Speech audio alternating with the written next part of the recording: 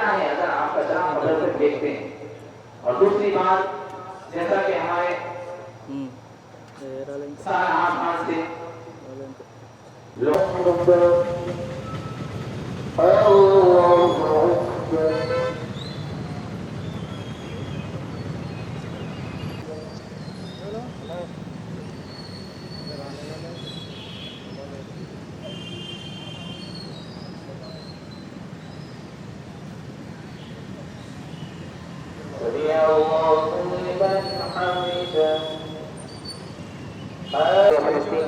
वाले मौला क़िबले अव्वल आए मालिक बेनियाज़ उन्हें हश्र के मैदान में बेहतर से बेहतर सिला अता फरमा। लोग मौला जज्बे ईमान के साथ क़िबले अव्वल की इबादत में लगे हैं। आए मालिक बेनियाज़ वहाँ के मुसलमानों का सबर हमारे मुसलमानों में भी अता फरमा। ऐ अल्लाह वहाँ के मुसलमान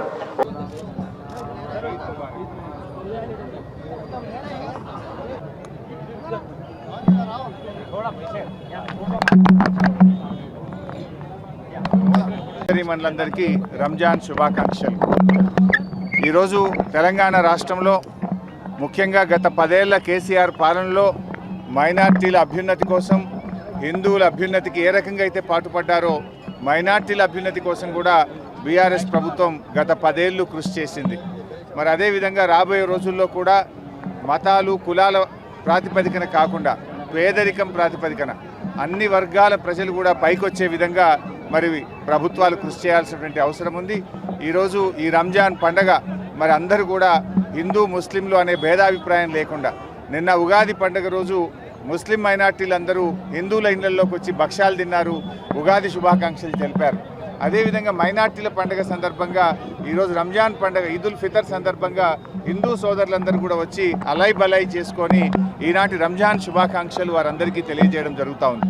అంటే ఇలా ఎన్నో ఏళ్ళుగా మన రాష్ట్రం కానీ మన దేశం కానీ మతాలకు అతీతంగా సోదర భావంతో ఒకరి పండుగల్ని ఒకరి సంప్రదాయాల్ని మరొకరు గౌరవిస్తూ ఎంతో సఖ్యతతో జీవించినటువంటి ప్రాంతం।